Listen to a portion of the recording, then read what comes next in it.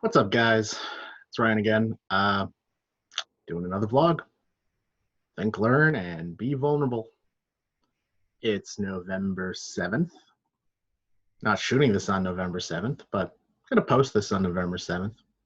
YouTube has this awesome thing where you can set premieres for videos and time them to come out at a certain time. So, as of right now, I don't know the results of the election. My gut feeling? We probably don't know the results of the election right now. You know, on November 3rd, it's always partial results. There's no way you can count every single vote in a night. It's impossible. It's just absolutely impossible. And everything is projections. You know? So maybe at this time we don't know. Maybe we do. So Biden wins. Let's assume that.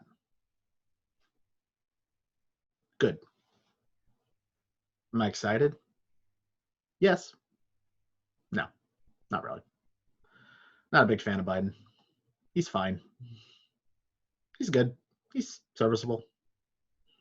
Kind of miss Obama, but Obama wasn't all that good either.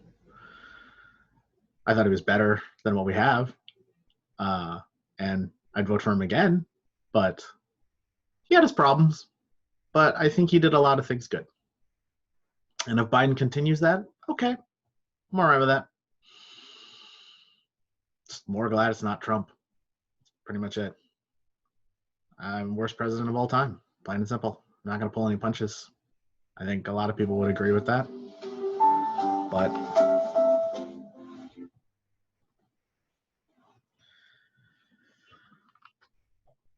if Trump wins, I'm not sure America is going to survive another 4 years. I get the feeling we're just going to tear ourselves apart. There's just going to be more and more right-wing extremist groups popping out here and there, and more people that feel emboldened to do whatever the hell they want. And Trump is allowing that.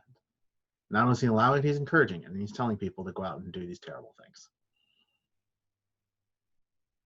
So if Trump has won, I'll probably be in Canada. Or at least, I don't know, maybe moving with my dad and live in the forest. His America that we've been living in the last 4 years, that's him on like good days. Like that's him trying to get reelected. So that's him putting his best foot forward. So I remember I met a girl once, and she seemed like a lot of fun.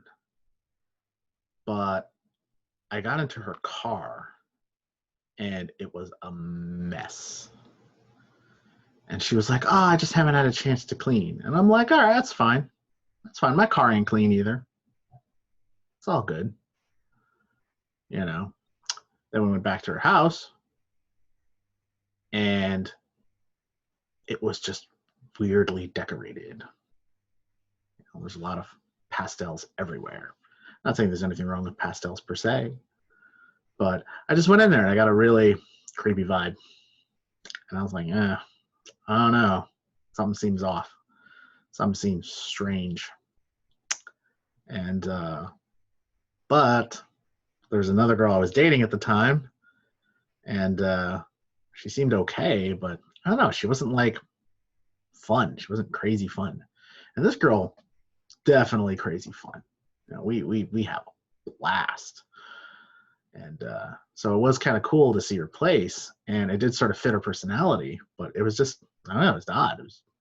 Wasn't really what I wanted, but it had that energy, it had that excitement about it. And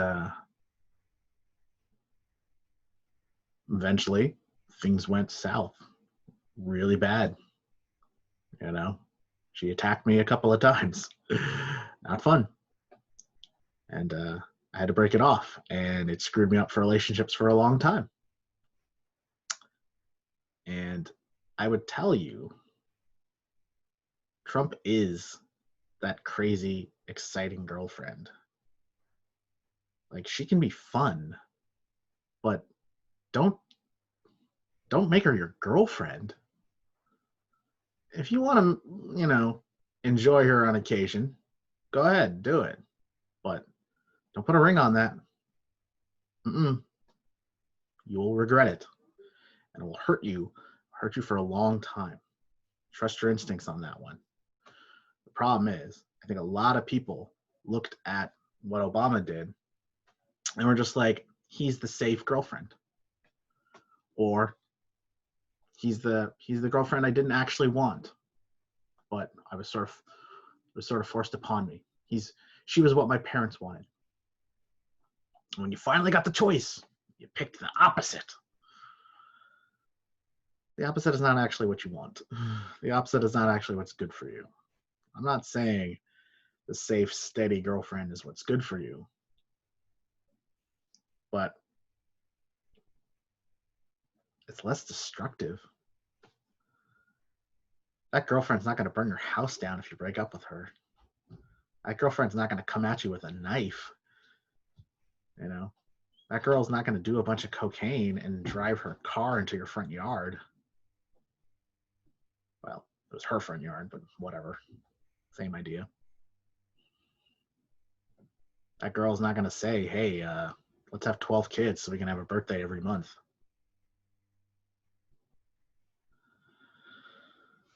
Just because something is safe, just because something is steady, just because something isn't flashy, doesn't mean it's mediocre. A lot of people, they think that the enemy of the best is not the worst, it's the good, because you always settle for good and you never achieve great. And I think there were a lot of people that thought Trump was going to make America great again.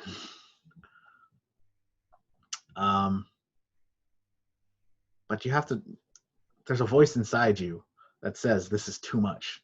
This is too crazy. This is too weird. Trust that voice.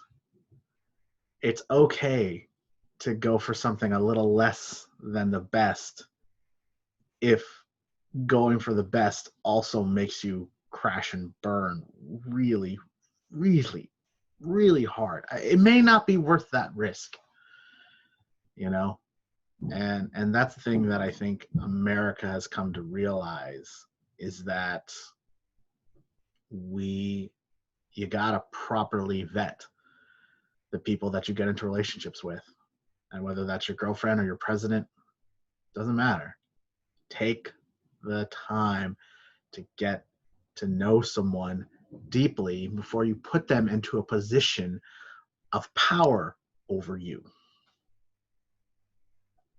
So, what do we think about? We need to think about how we assess people, and are we doing it deep enough, and are we doing it with a logical mind versus an emotional mind? We need to think about what's really good for us. What do we really need? What do we as a nation truly need? What can we learn? We need to learn from our past mistakes. We need to learn from our past relationships. And we need to admit, hey, we fucked up. This is the vulnerable part. We made a mistake.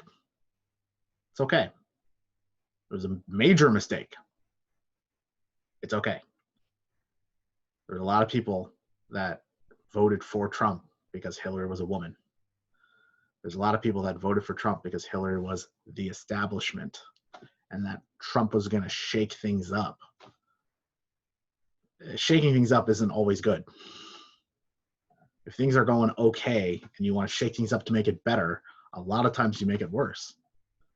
Like, you need to figure out objectively what's wrong and work on those things instead of just trying to get a new boss in there to fix things. Football teams make this mistake all the time. They're just like, fire the head coach, because that's the problem. I'm like, maybe you have shitty players. Maybe you have a shitty scheme. Maybe you have a shitty general manager. Maybe you have, a shitty culture. There's a lot of reasons for things to fail.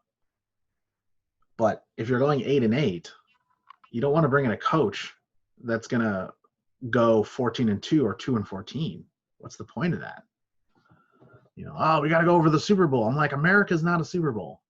Our lives are not the Super Bowl. It's not one and done. It's not a season. We have many years of this. So, yeah.